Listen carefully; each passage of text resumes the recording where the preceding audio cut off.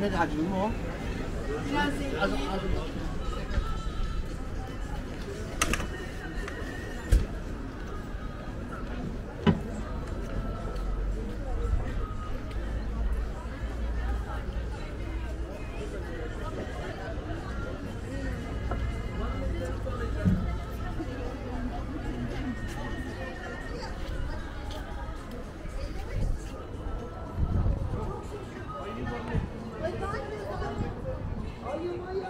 İçinden çıkan ama o kız onu sever şeyler. Vallahi sever. Helal olsun adamı. Anartın değiller. Kim var ki? Ben seviyorum. Bir dakika.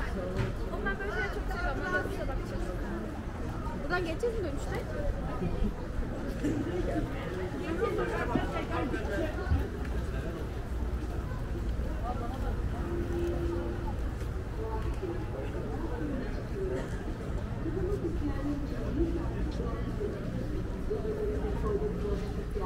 İstanbul'un güzelliklerini doğadan görmek isteyenler için 1 saatlik Boğaz turuna çıkıyoruz. Turumuz Boğaziçi Köprüsü ve Fatih Sultan Mehmet Köprüsü arasında olup karşılıklı sahilleri 1 saat içinde dolaşarak tekrar Ortaköy'de son bulmaktadır. The Bosphorus Tour. These guys are Bosphorus Tour. 1 hour long Bosphorus Tour for those like people. These guys are 1 hour Bosphorus. For those who want to see the ocean and the beauties of Istanbul from the Bosphorus. Our tour will take place between the Bosphorus Beach and the Fatih Sultan Mehmet Beach, taking a 1 hour excursion which includes both sides of the sea and finishing Trap.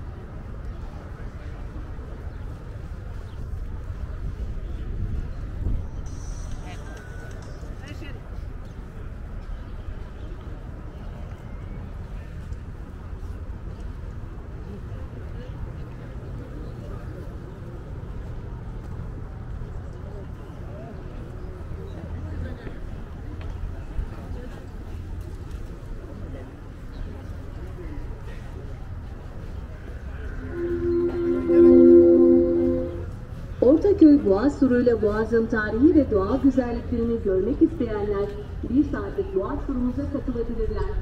Turumuz Ortaköy'den hareketle Kuruçeşme, Arnavutköy, Bebek, Aşiyan, Rumeli Hisarı'ndan Anadolu yakasına geçerek Anadolu Hisarı, Kandilli, Baniköy, Çengelköy ve Beylerbeyi sahillerine dolaşmakta ve tekrar Ortaköy'e dönmektedir. Hoşça vakit geçirmek isteyenler için 1 saatlik Boğaz turu. If you want to see the historical and natural beauties of the Bosphorus on the Ortaköy, you can join our 1 hour Bosphorus tour. The tour starts from Ortaköy and passes through Kuruçeşme, Arnavutköy, Bebek, Aşiyan, the Rumeli Fortress to the Anatolian, Turuzis to the Anatolian Fortress, Kandilli, Baniköy, Çengelköy, Finally finishing back in Ortaköy. 1 hour Bosphorus for those who wish to visit it.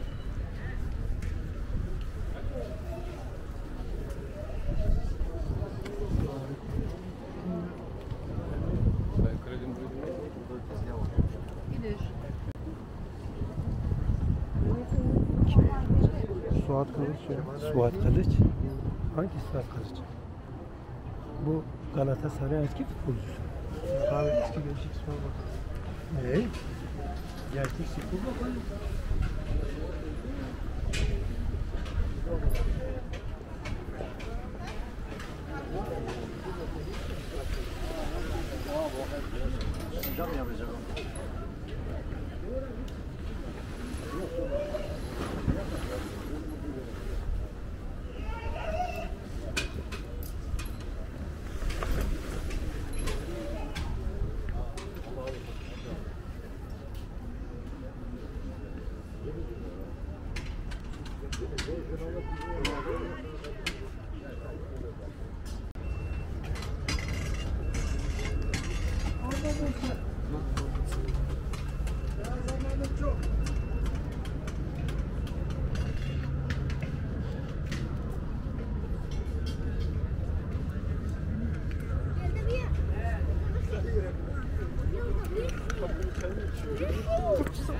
oturuyorum, kahvemi çayımı içiyorum. Gerçekten gidiyor.